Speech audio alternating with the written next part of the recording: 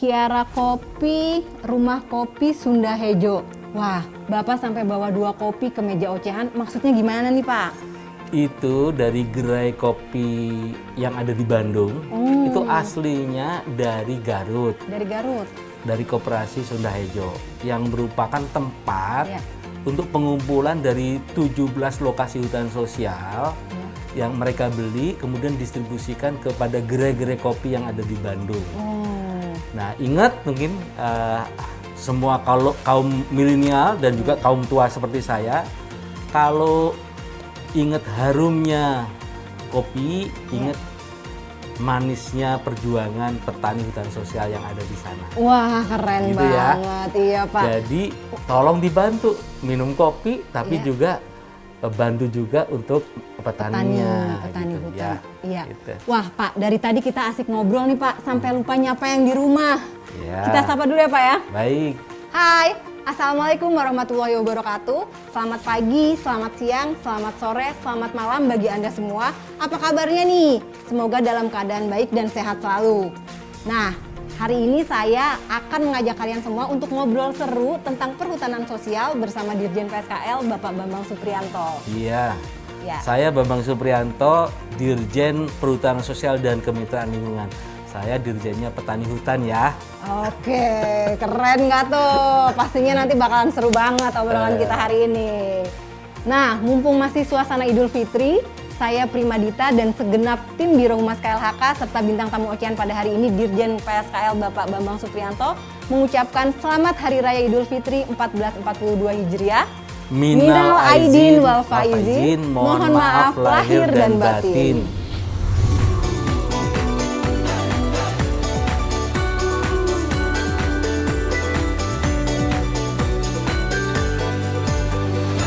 Ocehan, obrolan cerita hutan dan lingkungan. Perhutanan sosial ini emang keren banget ya Pak ya. Bisa Keren diceritain nggak sih Pak, perhutanan sosial itu sebenarnya apa sih? Ya, jadi program perhutanan sosial itu merupakan program reforma agraria. Jadi Bapak yang terhormat Bapak Presiden itu menggelontorkan program ini 2015. Sejak 2015 ya Pak ya? Yang intinya itu adalah memberikan distribusi akses kepada masyarakat. Sebelum 2015, distribusi aksesnya itu kebanyakan untuk HPH, HTI swasta dan juga BUMN kehutanan. 96% tuh. 96%. Nah, dan rakyatnya hanya 4% 4%. berarti ya Pak? Nah, kita berkeinginan menjadikan 30% itu akses-akses itu diberikan kepada masyarakat. Nah, kenapa? Kan paling penting kan kenapanya. Kenapa ya Pak? Jadi pertama bahwa datanya itu dari 25.856 desa yang ada di sekitar kawasan hutan, itu ternyata 37,6% itu kategorinya miskin. Terus kemudian ketahanan pangannya juga tidak terlalu tinggi. Padahal mereka dekat dengan sumber daya hutannya. Kan gitu. Kemudian yang kedua, karena aksesnya itu terbatas gitu ya, udah diberikan kepada private sector tadi dengan BUMN, akses mereka tidak ada karena mereka harus hidup, tetap dia menggarap hutan yang ada di sekitar situ. Mereka dikriminalisasi. Nah, dengan perhutanan sosial tidak ada lagi kriminalisasi. Sehingga aksesnya itu betul-betul legal. Mereka dipercaya oleh negara untuk mengelola hutannya secara baik dan benar gitu ya. Dan yang ketiga, yang paling penting itu bahwa kalau aksesnya legal, tentu produktivitas desanya juga akan meningkat. Nah, tenaga kerja juga mereka serap. Jadi mereka yang tinggal di desa tidak lagi mencari kerja yang di kota. Urbanisasi tidak terjadi. Oke, siap. Sehingga kesenjangan kota desa itu tidak terjadi dengan salah satu program perhutanan sosial ini. Oh, Itu kurang keren. lebihnya. Keren nih Pak, keren. Nah, saya Pak sudah beberapa kali berkunjung ke wilayah perhutanan sosial Pak. Dan di sana memang masyarakatnya juga perekonomiannya terbantu gitu ya Pak ya. Nah, selanjutnya sudah sampai mana tuh Pak? Ya. Program perhutanan sosial. Tadi saya katakan 30% yang dikelola oleh masyarakat. Oleh karena itu, Ibu Menteri telah menetapkan PIAPS namanya, Peta Indikatif Areal Perhutanan Sosial. Kalau targetnya 12,7 dari 12,7. Yang terhormat Bapak Presiden. Tapi Ibu sudah mengalokasikan, mencadangkan 13,9. Artinya 120% itu sudah ada untuk perhutanan sosial. Yang menjadi tantangannya itu adalah distribusinya ya. Harus kepada masyarakat setempat yang tinggal di sekitar kawasan hutan. Karena ini izinnya persetujuannya itu adalah 35 tahun 35 kepada tahun kelompok ya, Pak? masyarakat itu. Jadi subjeknya harus betul-betul masyarakat yang tinggal di sekitar kawasan hutan. Kriterianya itu salah satu kriterianya itu ya Pak salah ya? satunya. Masyarakat yang bisa sekitar memperoleh kawasan. SK hutan perhutanan sosial. Ya, itu adalah kelompok masyarakat atau lembaga pengelola hutan desa atau masyarakat adat. Oh, gitu. masyarakat adat juga berhak bisa untuk mendapatkan ya Pak ya? Untuk penetapan hutan adatnya gitu ya. Hutan adat. Jadi untuk distribusi sekarang sudah dari 12,7 tadi udah 4,5 juta hektar yang sudah didistribusikan. Insya Allah tahun ini nambahlah 1 juta hektar lah gitu. Jadi 5,5 lah nanti sampai akhir Desember gitu ya. Tapi yang paling penting tantangan yang kedua, setelah itu diberikan aksesnya, distribusinya, bener nggak masyarakat itu dengan kelola akses yang legal itu bisa memberikan kemanfaatan. Kemanfaatan itu ada tiga tuh. Kemanfaatan ekologinya, bener nggak hutannya tetap lestari, tutupan lahannya tetap baik kan gitu ya. Jadi harus tetap ada evaluasi ya Pak ya? Ya harus ada evaluasi. Kemudian yang kedua, bener nggak dengan perhutanan sosial itu masyarakatnya guyup ya. Guyup itu apa namanya? Hidup rukun. Rukun gitu ya. Dan dia bisa merencanakan tata kelola hutannya, aspirasi mereka tersalurkan di situ. Kemudian yang ketiga, betul nggak dengan kelola hutan dengan masyarakat itu bisa meningkatkan pendapatan, mengetaskan kemiskinan gitu ya. Nah, oleh karena itu yang terhormat Bapak Presiden tuh menggelontorkan program yang namanya program pemerataan ekonomi. Ada 3 itu, distribusi akses udah, kemudian ada program peningkatan kapasitas itu dengan pendampingan. Jadi kita ingin satu lokasi satu pendamping gitu ya. Nah kemudian dengan pendampingan itu apa sih gitu ya? Mereka harus merencanakan pola agroforestry-nya antara tanaman hutan dengan tanaman kebun atau pertanian. Kemudian silvofisheries-nya kalau itu di daerah pesisir, antara tanaman hutan mangrove dengan ikannya, pembesaran ikan, pembesaran kepiting, dan juga tambak-tambak kecil rakyatnya gitu ya. Atau silvopastoral, bahwa di bawah tegakan itu bisa ditanam rumput-rumput gitu ya. Kemudian bisa menjadi pakan untuk ternak sapi atau domba, susunya bisa diambil untuk untuk meningkatkan kesehatan gitu ya. Dan juga untuk daging gitu ya, sapi berdaging. Nah, itu program pemerataan ekonomi ya, yang namanya peningkatan kapasitas. Nah, yang ketiga nih, yang paling penting, setelah rencana kerjanya disetujui, disepakati di tingkat masyarakat, kan perlu modal. Gitu ya. Nah, modalnya itu bisa dari insentif pemerintah, ada Bank Pesona, bantuan alat ekonomi produktif, ada calon petani, calon lokasi dari Kementerian Pertanian, atau banyak skema-skema yang lain. Tapi yang namanya modal yang bentuknya insentif itu kan hanya sekali. Pak. Nah, untuk meningkatkan, untuk keberlanjutannya dari rencana kerja usaha tadi, itu perlu namanya modal yang berkelanjutan. Modal itu bisa didapat dari pendapatan dia sendiri atau dari minjam ya. Minjam tapi dikembalikan, namanya KUR ya, kredit usaha rakyat gitu ya. Dari yang terhormat Bapak Presiden kita udah punya kerjasama dengan Himbara gitu ya. Ada Bank BRI, BNI, kemudian Mandiri dan BTN yang siap untuk menyalurkan dana dana untuk KUR untuk meningkatkan produktivitas di pertanian kehutanan ini. Ya. Nah, Pak, waktu itu Pak, maaf Pak, waktu itu saya pernah melihat secara langsung penyerahan SK hutan sosial oleh yang terhormat Presiden Joko Widodo. Nah, kriteria masyarakat apa aja sih Pak yang boleh memperoleh SK hutan itu Pak? Atau saya sendiri juga boleh nih Pak, atau teman-teman yang lain atau gimana tuh Pak yang berhak memperoleh Pak? Yang berhak itu adalah kelompok masyarakat. Kemudian anggotanya yang tinggal di sekitar kawasan hutan itu. Jadi by name by address. Oh, by name. Jadi saya sudah kerjasama dengan Dukcapil, Kementerian LHK, Ibu Menteri dengan Pak Menteri. Tim survei itu ya Pak ya? Tim survei. Mereka harus di dalam proposal harus ada NIK-nya itu. Nama anggotanya dilampirkan dengan NIK. Jangan coba-coba memalsu karena kita punya alat verifikasinya. Oh gitu. Ya. Nah kemudian bagi sarjana kehutanan yang ingin bekerja membantu masyarakat bisa nggak? Bisa. Di dalam melalui Undang-Undang Cipta Kerja 11 2020 gitu ya. Kemudian diterjemahkan di dalam PP 23 tahun 2021 tentang penyelenggaraan kehutanan, ada bab perhutanan sosial di sana yang menyatakan bahwa lulusan anak-anak muda ini yang lulusan dari perguruan tinggi, ayo. kalau mau muda-muda. benar-benar mendedikasikan, mau memajukan petani, boleh. Itu dimasukkan di dalam SKI tadi sebagai pendamping, ya, sebagai pendamping. Dan nggak tanggung-tanggung, mereka juga bisa dapat akses, mendapatkan lahan yang menjadi percontohan untuk para petaninya, ya. Para tapi harus bisa dimanfaatkan sebaik-baiknya tuh ya Pak ya. Betul. Dan harus tetap bertanggung jawab. Bertanggung jawab. Jadi syaratnya dia harus membuat role model. Jadi contoh pola agroforestry yang benar seperti apa, silvofisheries yang betul seperti apa, dan penghasilannya itu untuk pendamping itu sendiri, gitu, untuk pendamping itu sendiri, sehingga dia termotivasi mendedikasikan ilmunya untuk petani hutan, kemudian hasilnya itu sendiri dan pembelajarannya itu disampaikan kepada mereka, gitu ya. Dan yang paling penting lagi sebetulnya pendamping itu kan ada dua hal fungsinya. Yang pertama adalah menggali kearifan lokal, ilmu-ilmu lokal yang bagus untuk meningkatkan produktivitas, gitu ya. Kemudian yang kedua, setelah hasil produknya itu didapat, bagaimana dia mengkomunikasikan untuk permodalannya, gitu ya, untuk pasarnya, gitu ya.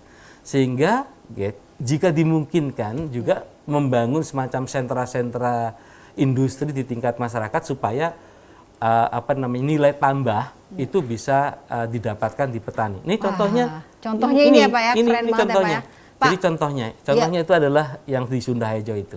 Keren banget Pak, berarti pemerintah itu sangat peduli ya Pak ya, peduli terhadap masyarakat di sekitar hutan, dan tentunya kaum-kaum milenial yang nantinya akan bisa memajukan perekonomian masyarakat di sekitar hutan ya Pak ya. Jadi intinya, saya lanjutkan lagi gitu.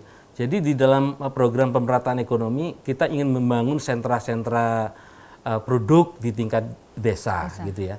Nah, oleh karena itu yang didorong adalah cluster komoditi. Nah, itu di dalam terminologi perhutanan sosial ada namanya adalah KUPS, kelompok usaha perhutanan sosial. Contohnya, ini yang ada di sini nih. Contohnya ini Pak ya.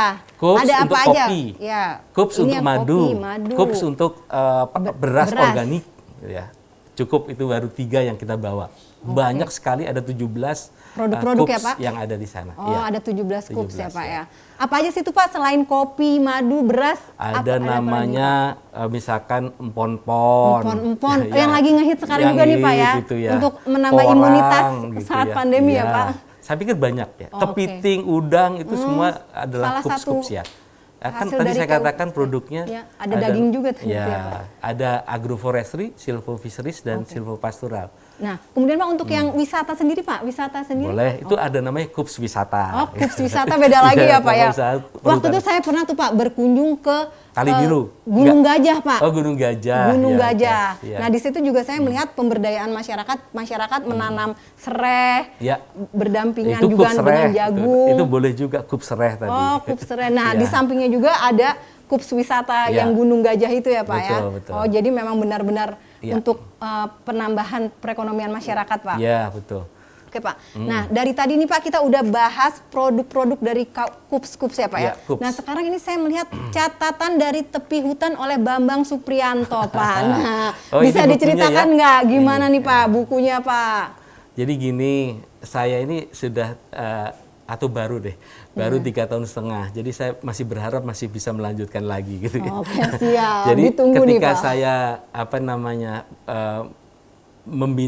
membimbing masyarakat, kelompok masyarakat dan juga para pihak yang terlibat di perhutanan sosial, ketika saya ke daerah, catatan-catatan pembelajarannya itu saya tuliskan di dalam buku ini. Jadi ini bisa menjadi pembelajaran kepada publik gitu ya, kepada publik kalau ingin katakanlah mengadap. Jadi bolehlah kalau yang hal baik kan harus disebarluaskan gitu ya. Nah ini dan sebetulnya hasil-hasil dari 7.000 lokasi perhutanan sosial dengan pola pendampingan tadi gitu ya. Itu pendampingnya kan menuliskan progresnya di dalam aplikasi, ada namanya aplikasi GoKUPS ya. GoCoops. Ya kan sekarang lagi ngetren Ada tuh Gojek, GoGo. ada GoFood, ini ada juga GoCoops ya. Oh, GoCoops ada juga ya, Pak ya? GoCoops ya. GoCoops itu artinya apa? Online juga nggak? Enggak Online. ya Pak? Online juga, wah itu. keren nih, keren. Iya, jadi Dari produknya- produk PSKL juga ya Pak ya, jadi, salah satu e-commerce juga, dia bisa menjadi e-commerce. Keren. Ya. Tapi yang paling penting sebetulnya publik bisa melihat perkembangan perhutanan sosial itu dari GoCoops. Dari GoCoops. Dari pendamping-pendamping yang dia melaporkan mengenai progres-progres agroforestry-nya itu, waktu dia nanam, waktu dia ada hasilnya, waktu dia menjual, itu semua dicatat di sana. Dan peran para pihaknya juga disampaikan di sana, ya. Gitu. Oh. Ini saya pikir. Oh, oke. Nah, Pak, untuk terus- akademisi, Ya. gitu ya, saya pernah diminta oleh USU juga untuk membuat orasi ilmiah. Ya. Itu salah satu bukunya ya, inovasi kebijakan. Inovasi. Oh, yang ini ya perhutanan Pak ya, sosial. salah satu bukunya lagi ya Jadi Pak. intinya sebetulnya saya ingin mendorong perguruan tinggi dengan inovasi dan teknologi itu kita bisa menjadi perhutanan sosial yang unggul gitu. Ya. Oke. Jadi kuncinya sebetulnya inovasi dan Inovasi teknologi. dan teknologi. Nah Pak, produk-produk dari KUP sendiri ini mungkin teman-teman di rumah ini penasaran nih Pak, dijualnya di mana sih Pak? Ya, sebetulnya ada dua cara. Ya. Yang pertama itu melalui penjualan langsung gitu ya, di pusat-pusat pertokoan masyarakat dan juga di koperasi dan juga di gerai-gerai itu. Kita sudah ada kerjasama itu dengan gerai-gerai. Gerai-gerai kopi juga Ini dong Pak contohnya berarti nih, ya Pak contoh ya? ini ya, Contoh kalau nih boleh Pak, nih. contoh maaf Pak. Nah, ini contohnya.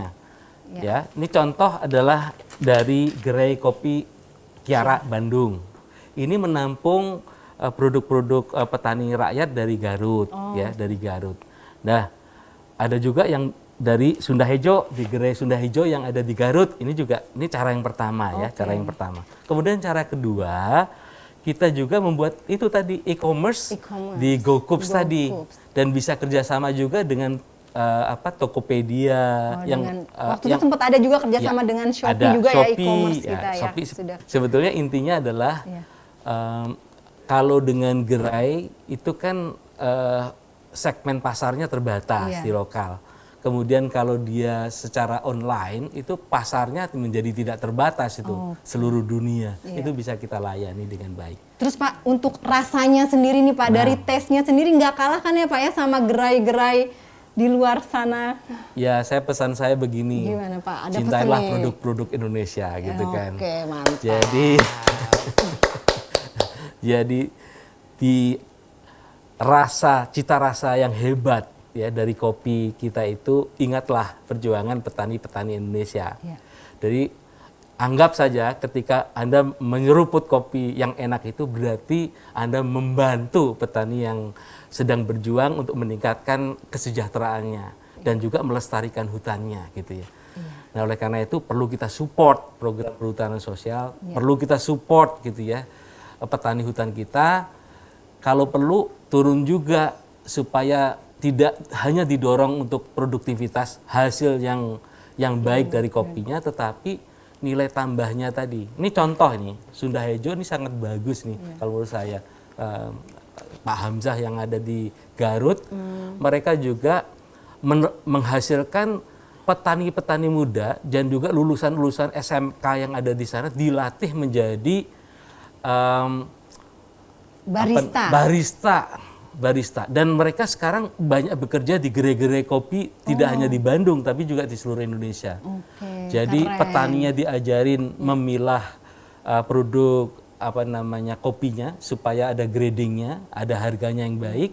Kemudian juga diajarin juga untuk meningkatkan nilai tambah dengan tidak menjual dengan cerinya atau berasnya, tetapi dengan roastednya, yang sudah digoreng itu nilai tambahnya besar gitu ya. Mereka ajarkan itu ya supaya mereka lebih sejahtera. Sambil dinikmati di pinggir hutan gitu kan, suasananya adem, minum kopi hasil petani kopi langsung, aduh Pak, nikmat banget ya Pak ya. Sekali. Perlu dicontoh dan perlu dicoba sama teman-teman semua. Nggak harus minum di gerai-gerai gitu ya Pak ya, dinikmati di nature gitu juga lebih asik ya Pak ya. Terus yang kopi selain kopi tentunya ada madu ya. Madu. Kenapa madu? Jadi saya minta tolong juga, inovasi itu menjadi penting, teknologi itu menjadi penting. Bisa nggak dari kopi dan madu yang sederhana ini gitu ya, kita dengan inovasi dan teknologi, diversity produk turunannya, itu bisa meningkatkan nilai harga dari madu ini. Gitu. Nah, misalnya contoh. Iya Pak, gimana? Nah, teman-teman ini juga mesti tahu kalau madu itu merupakan salah satu hasil hutan bukan kayu atau Iya, HBK ya Pak betul. ya. Dan manfaat madu ini banyak Iya, sekali, iya. menambah imunitas di Iya. kala pandemi saat ini kan Betul, masyarakat banyak mengkonsumsi madu. Gimana Betul. nih Pak? Ya, jadi maksud saya begini, supaya nilai tambahnya bagus, ini contohnya. Iya. Kalau madu bisa nggak menjadi produk olahan yang bersama gitu ya, misalnya madu ginseng gitu Oh, ya. dikolaborasi. Ada untuk meningkatkan vitalitas, Stamina. kesehatan dan lain sebagainya, ketahanan tubuh gitu. Iya. Jadi dijualnya tidak hanya dalam bentuk bahan baku, tetapi juga ada olahan-olahan yang lain. Lainnya. Supaya apa, produk yang dari masyarakat yang berlimpah tadi Iya. itu semua bisa terserap gitu, Diturunkan. terserap Oh, gitu. siap, Pak. Jadi harapannya seperti itu ya. Oke, madu ginseng Madu gitu ya Pak. ginseng, Pasti rasanya madu enak banget jahe tuh. Madu gitu. jahe anget-anget Nah, gitu ya Pak ya. gitu. Diseduh pakai air panas, anget-anget. Ya. Ini madu yang bisa boleh dibawa ke rumah ya. Oke, Gitu madu. Aduh, makasih nih Pak. Jadi nggak enak. Jadi enak apa jadi nggak enak nih? Terus Pak, kalau beras nih Pak, gimana nih Pak? Beras Nah, organik kalau nih Pak. beras tuh Berasnya yang organik. kita dorong, ini tadi saya katakan. Iya. Jadi ketika kebutuhan pangan tuh meningkat, Kebutuhan. untuk meningkatkan ketahanan pangan, Iya. kan polanya agroforestry. Di bawah tegakan jati, mahoni, sengon, itu juga boleh ditanam padi, Palawija ya? padi.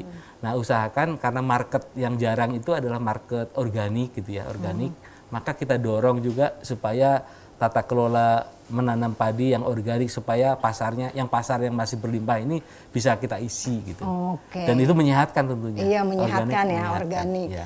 Terus Pak, waktu itu saya pernah ngelihat Bapak naik motor trail sendirian. Nggak diboncengin loh Pak, sendirian. iya. Nah, Bapak hobi naik motor atau gimana nih Pak? Oh, saya penggemar naik Penggemar. motor dan juga mobil. Oh, gitu Pak. Mobil lapangan maksud saya. Ya. Oh, Jadi waktu itu saya ke 2 lokasi tuh. Iya. Di Padang Tikar. Padang Tingkar. Padang Tikar itu daerah mangrove, jadi tidak ada jalan yang besar. Nah, sambil menurut saya naik motor sendiri itu ngecek ke lapangan, memastikan bahwa kegiatannya berlangsung dengan baik dan benar.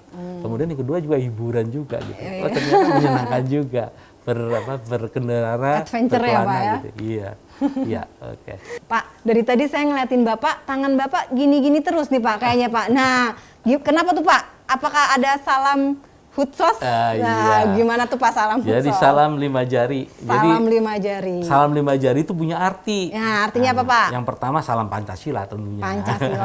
Kita warga negara, gitu kan? Iya. Warga negara Republik Indonesia, Pancasila. Pancasila. Kemudian yang kedua, yang paling Ya. penting, skemanya perhutanan sosial itu ada 5. 5 skema gitu ya. hutan sosial ya, Jadi Pak. yang pertama adalah hutan desa. Hutan desa. Bahwa itu bisa diberikan kepada lembaga pengelola hutan desa untuk memperkuat ketahanan desanya. Itu yang pertama. Hutan Kemudian yang kedua HKM, hutan kemasyarakatan.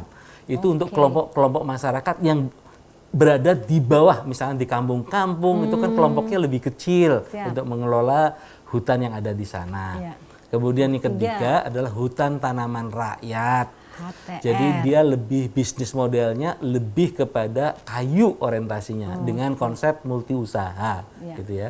Kemudian yang keempat itu kemitraan kehutanan. Jadi tadi di awal saya katakan kan banyak konflik-konflik tuh Iya. antara pemegang HPH dengan kelompok masyarakat, klaim-klaim tanahnya yang ada di tanah hutan.